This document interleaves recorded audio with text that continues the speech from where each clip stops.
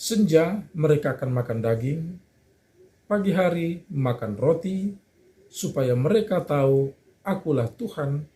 Oleh karena itu, kalau mereka betul-betul umat Tuhan, maka janganlah bersungut-sungut.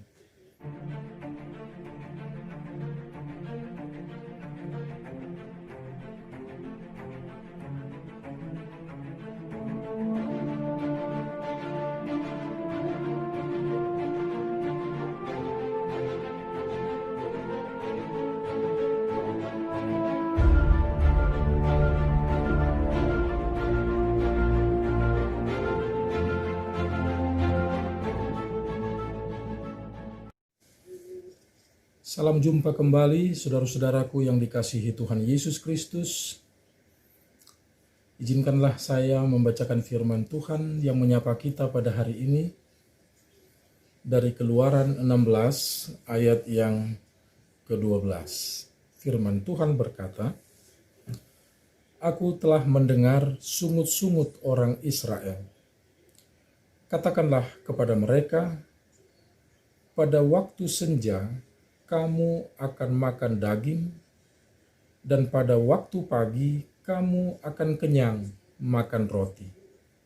Maka kamu akan mengetahui bahwa akulah Tuhan Allahmu." Saudara-saudaraku yang dikasihi Tuhan Allah di dalam Yesus Kristus.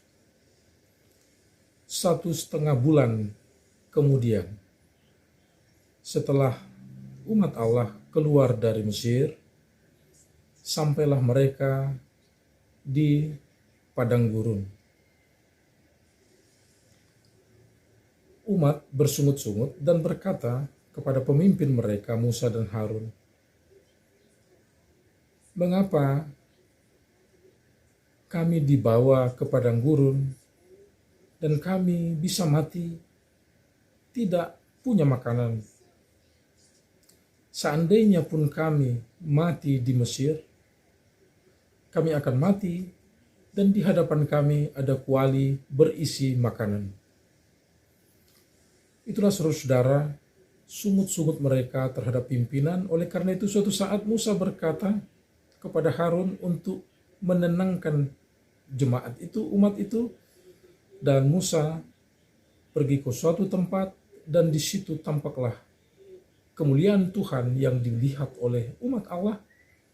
Dan Tuhan berkata kepada Musa, itulah yang kita dengarkan, yang saya bacakan, Keluaran 16 ayat 12, untuk disampaikan kepada umat itu, agar umat itu tahu bahwa Tuhanlah Allah mereka yang membawa mereka keluar dari Mesir, dan mereka tidak perlu khawatir karena Tuhan akan memberikan makanan.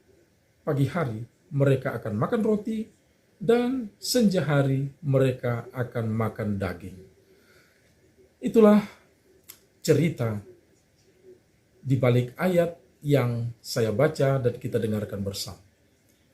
Apa pesan yang sentral dari ayat ini?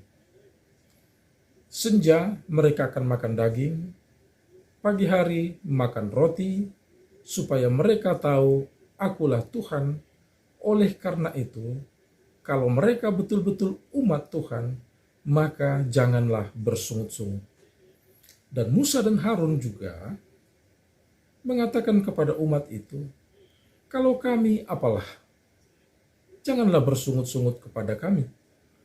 Kalau kalian bersungut-sungut kepada kami, sebetulnya kalian bersungut-sungut kepada Tuhan.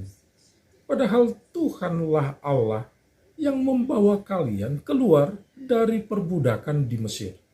Nah, dengan demikian saudara-saudara, kita mengerti sekarang pesan sentral dari ayat ini, bahwa bagi orang yang betul-betul mengenal Tuhan Allah yang dia percayai, maka dia tidak mungkin bersungut-sungut.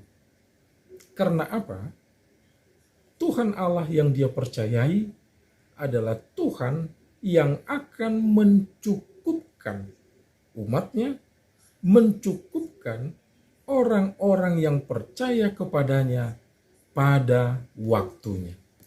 Dan oleh karena itu, saudara-saudara, pesan sentral ini boleh menjadi pembelajaran buat kita. Kita orang-orang yang percaya kepada Allah, kepada Tuhan Allah, Bapa Tuhan kita Yesus Kristus, Juru Selamat kita. Dan di dalam Yesus Kristus, kita mengenal Allah. Begitu setia Tuhan Allah bekerja di dalam Yesus Kristus, dan begitu setianya Yesus Kristus melakukan kehendak Tuhan Allah Bapanya, itu menjadi bukti konkret bahwa Tuhan tidak akan membiarkan umatnya. Sama seperti pengorbanan Yesus Kristus total, hidupnya dikorbankan demi keselamatan kasihnya kepada orang-orang yang percaya kepada. Dan harusnya iman yang seperti ini akan membuahkan berbagai bentuk sikap-sikap hidup, dan salah satunya adalah ketidakmungkinan orang yang percaya dan bergantung kepada Tuhan Allah yang sudah kita alami mengeluarkan kita dari perbudakan di Mesir. Demikian halnya bagi umat Allah, umat perjanjian lama. Pengalaman itu meyakinkan kita bahwa tidak ada alasan untuk bersungut-sungut. Dan itu juga, saudara-saudara, bagi kita, marilah kita mempelajari dan memegang pesan ini. Tidak ada gunanya kita bersungut-sungut karena kita percaya kepada Tuhan Allah yang kita kenal di dalam Yesus Kristus, yang sudah melakukan banyak hal di dalam kehidupan kita, yang sudah mengorbankan diri, menjadikan hidup kita ini bermakna. Kiranya pesan firman Tuhan ini jangan bersungut-sungut, artinya menumbuhkan sikap percaya kepada Tuhan dan percaya diri dengan keyakinan dan semangat hidup bahwa Tuhan senantiasa bersama dengan kita. Kalau Tuhan bersama kita, apakah yang kurang di dalam kehidupan? Yang kurang hanya satu, bergantung kepadanya dan menghilangkan keraguan-raguan, bahkan sungut-sungut.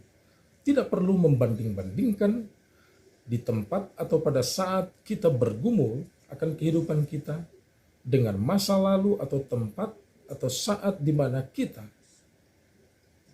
berlimpah atau mungkin berkecukupan, karena setiap saat punya pergumulannya sendiri. Seandainya pun kita punya masalah, punya pergumulan di tengah COVID-19 ini, itu pergumulan sendiri di era ini, tapi ingatlah, penyertaan Tuhan lebih besar, lebih menjamin, sekalipun kita ada di tengah tantangan wabah COVID-19. Tuhan memberkati kita dan kita tetap percaya kepadanya, yakin kepadanya. Amin.